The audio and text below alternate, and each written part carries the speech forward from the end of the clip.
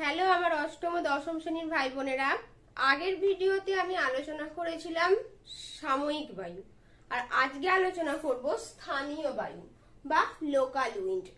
তো আগে জানি স্থানীয় বায়ু কাকে বলে। স্থানীয় কথাটার মধ্যেই আমরা পাচ্ছি দেখো একটা নির্দিষ্ট স্থান বা জায়গা বিশেষ।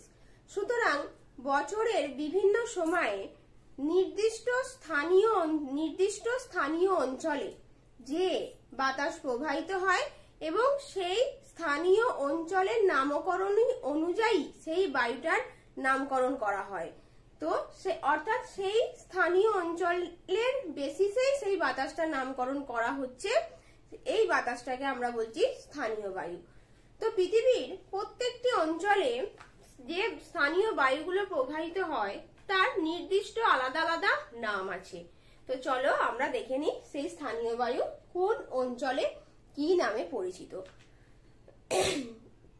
এবং এই স্থানীয় বায়ু প্রকৃতি অনুযায়ী দুই রকম, একটা হচ্ছে উষ্ণ, একটা হচ্ছে শীতল।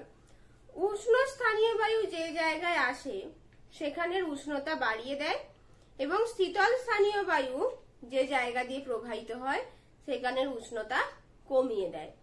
তো চলো আমরা সেই স্থানীয় বায়ু সম্পর্কে আলোচনা করি। তো দেখো আমাদের উষ্ণ ও শীতল স্থানীয় বায়ুর নামগুলো আমাদের দেখে নিতে হবে।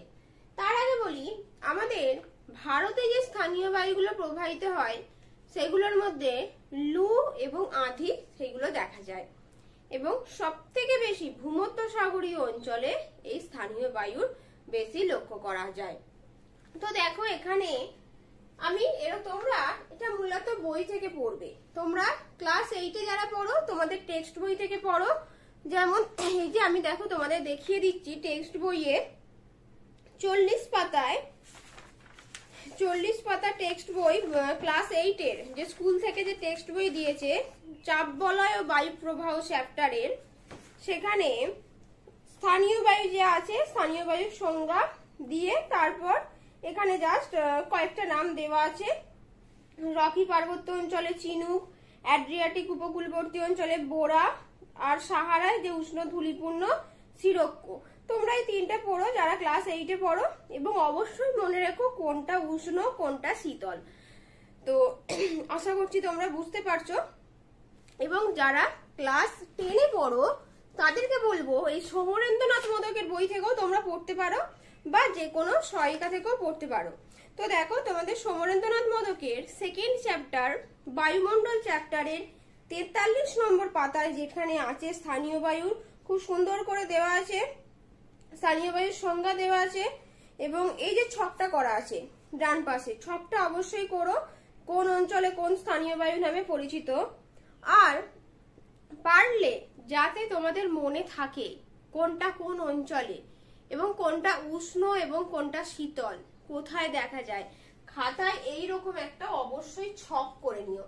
দেখো আমি কয়েকটা করে নিয়েছি, এরকম লিখবে। এটা কিন্তু তোমাদের যাতে মনে থাকে, যাতে না গুলিয়ে যায়, কারণ এতগুলো আছে তাদের নির্দিষ্ট জায়গা আছে, উষ্ণ না শীতল সবকিছুই কিন্তু আমাদের মনে রাখতে হবে। তো দেখো এরকম ছক করবে, উষ্ণ স্থানীয় বায়ু, শীতল স্থানীয় বায়ু।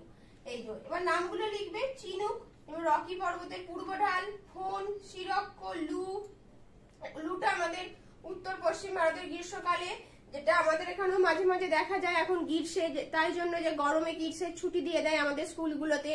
এবং দুপুরে কি মারাত্মক একবারে একটা উষ্ণ বাতাস প্রবাহিত হয়, সেটা হলো লু, যে বাতাসে বেরোলে আমাদের যেন মনে হয় যে গা হাত পুরো ঝলসে যাচ্ছে। এই গ্রীষ্মকাল যে সামনে, এই যে গ্রীষ্মকাল চলছে আর কিছুদিন পরই আমাদের এখানেও লু এর প্রভাব দেখা যাবে। তো সেই হচ্ছে লু। তাহলে এগুলো অবশ্যই উষ্ণ স্থানীয় বায়ু। প্রত্যেকটা কিন্তু কোথায় দেখা যায় এবং তার প্রকৃতি, উষ্ণ না শীতল সেটিও কিন্তু মনে রাখতে হবে। আর শীতল স্থানীয় বায়ু হলো বোরা, মিস্ট্রাল। বোরাটা দেখা যায় ইতালির অ্যাড্রিয়াটিক উপকূলে এবং মিস্ট্রাল ফ্রান্সের রোন উপত্যকায়। তো স্থানীয় বায়ু সম্পর্কে আরো কিছু ইনফরমেশন মনে রাখবে তোমরা, যেমন ডক্টর বায়ু বলা হয় হারমাট্টানকে, যেগুলো তোমাদের দেওয়া আছে টেক্সট বইয়ে, এগুলোই পড়ো। আর একটা গুরুত্বপূর্ণ যেটা হচ্ছে চিনুককে বলা হয় তুষার ভক্ষক, কারণ আমরা কি দেখলাম, চিনুক হলো উষ্ণ স্থানীয় বায়ু। তাহলে ওই বায়ুটা যখন বরফ আবৃত অঞ্চলের ওপর দিয়ে যায় তখন সেখানের ওই রকি পর্বতের পূর্ব ঢালে ওখানের বরফগুলো কিছুটা গলিয়ে দেয়, তাই ওকে বলা হয় তুষার ভক্ষক, অর্থাৎ তুষার বা বরফকে যে খেয়ে ফেলে, অর্থাৎ বরফ এখানে গলিয়ে দেয়, তাই তার নাম হয়েছে তুষার ভক্ষক। এই যে রেড ইন্ডিয়ানরা একে তুষার ভক্ষক নাম দেন। তো তোমরা এগুলোই পড়ো, মোটামুটি এই কয়েকটা পড়লে এর থেকেই পরীক্ষায় চলে আসে। আর লু উষ্ণ শুষ্ক বায়ু, এটা একটু মনে রাখো। তো আশা করছি তোমরা এই স্থানীয় বায়ুর ক্লাসটা বুঝতে পেরেছো, এবং আমি এই নিয়ত বায়ু, সাময়িক বায়ু, স্থানীয় বায়ু এবং আকস্মিক বায়ুর যে ঘূর্ণবাত, প্রতিভ ঘূর্ণবাত, সমস্তটাই আমার এই ক্লাসে ভিডিও আছে। তোমরা অবশ্যই সমস্ত ভিডিওগুলো দেখে নিও। পুরো এই বায়ু প্রবাহের প্রকারভেদ এগুলো সম্পর্কে কনসেপ্ট পুরো ক্লিয়ার হয়ে যাবে। তো আশা করছি আমার ভিডিওটা ভালো লেগেছে। যদি ভালো লাগে অবশ্যই একটু লাইক করে দিও এবং আমার চ্যানেলটি সাবস্ক্রাইব করে দিও।